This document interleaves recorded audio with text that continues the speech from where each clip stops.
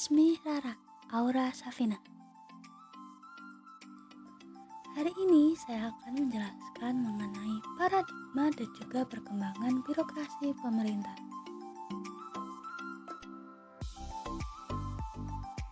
Yang pertama, paradigma. Ada yang tahu apa sih paradigma itu?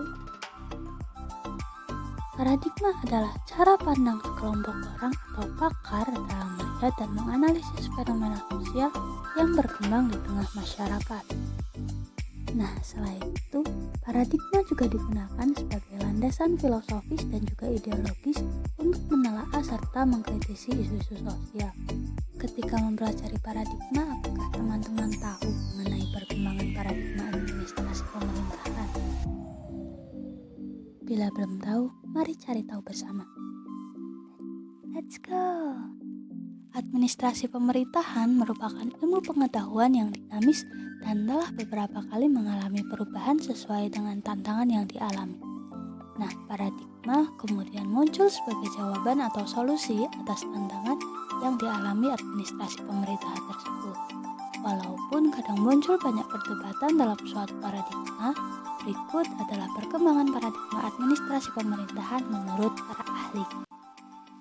Yang pertama ada paradigma administrasi negara model klasik atau Old Public Administration alias OPA. Nah, Old Public Administration ini disebut juga dengan administrasi tradisional atau klasik. Paradigma ini berkembang di awal kelahiran ilmu administrasi negara dan tokoh pelopor paradigma administrasi ini adalah Woodrow Wilson.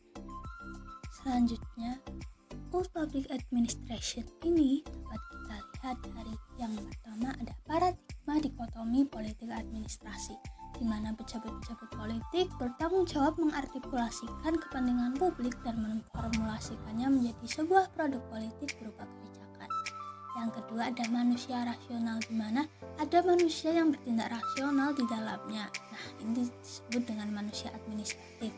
Dan yang terakhir ada teori pilihan publik atau public choice, di mana manusia adalah individu yang rasional yang selalu menginginkan terpenuhinya kebutuhan pribadinya dan memaksimalkan keuntungan pribadinya juga.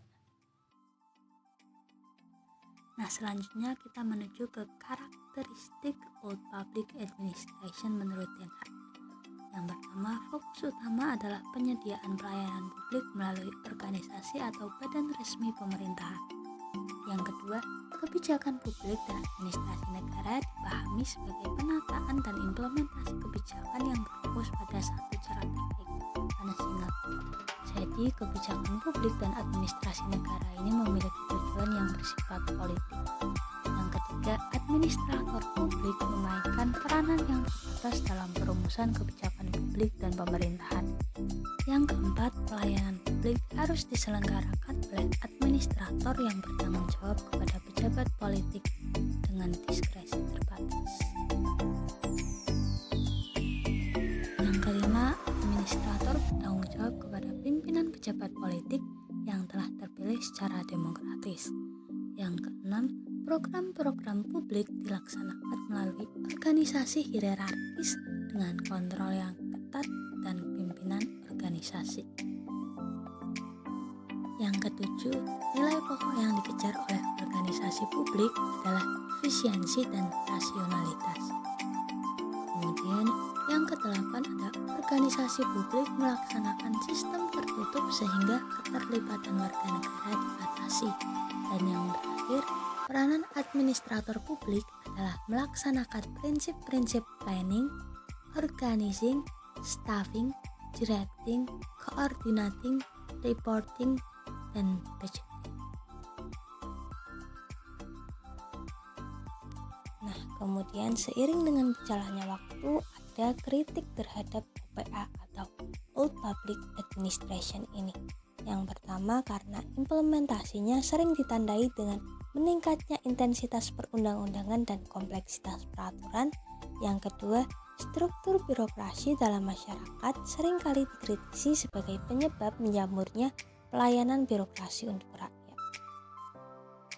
Nah, paradigma kedua yakni New Public Management, di mana George Van Rexon menjelaskan bahwa New Public Management ini muncul karena beberapa kejadian krisis yang muncul secara bersamaan di dunia pada tahun 1960-an. Nah, kemudian pendekatannya ke sektor publik mulai muncul di Eropa pada tahun 1980-an dan 1990-an atas reaksi tidak memadahinya model administrasi tradisional. Lalu konsep New Public Management ini memiliki 7 komponen utama. Yang pertama, manajemen profesionalitas di sektor publik. Yang kedua, adanya standar kinerja dan ukuran kinerja sektor publik. Yang ketiga, penekanan yang lebih besar terhadap pengendalian output dan outcome. Kemudian yang keempat, pemecahan unit kerja di sektor publik. Kemudian yang kelima, untuk menciptakan persaingan di sektor publik. 6. Pengadopsian gaya manajemen bisnis menjadi publik. Dan terakhir, penekanan untuk disiplin dan menghemat dalam menggunakan sumber daya.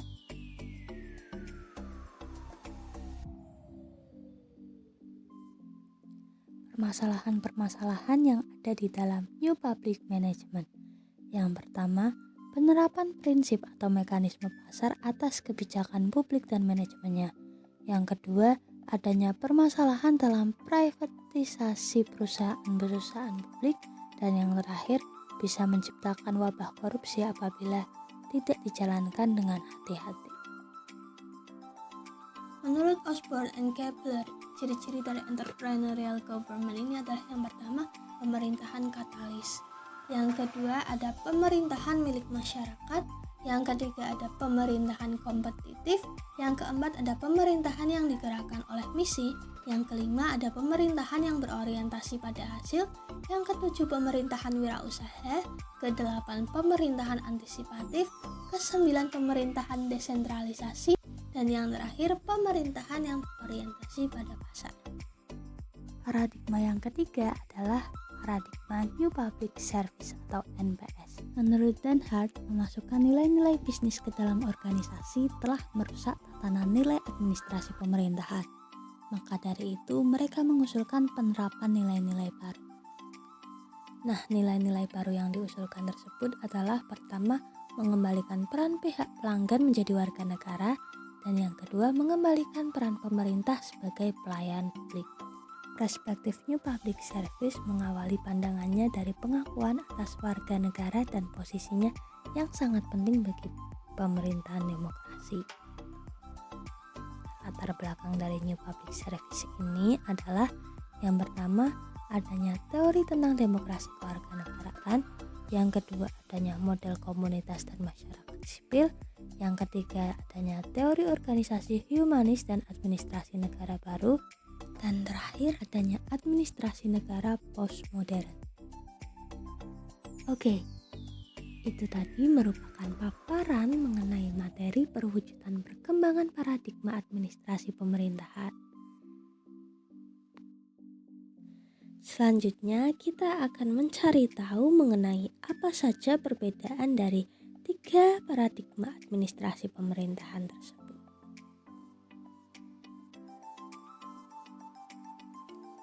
Let's go. Yang pertama, berdasarkan aspek teoritis, Old Public Administration didasari oleh teori politik. Sebelumnya saya mohon maaf, itu bukan OPM tapi NPM. Nah, New Public Management ini didasari oleh teori ekonomi. Dan terakhir itu bukan OPS tapi NPS, yakni New Public Service. Nah, New Public Service ini didasari oleh teori demokrasi.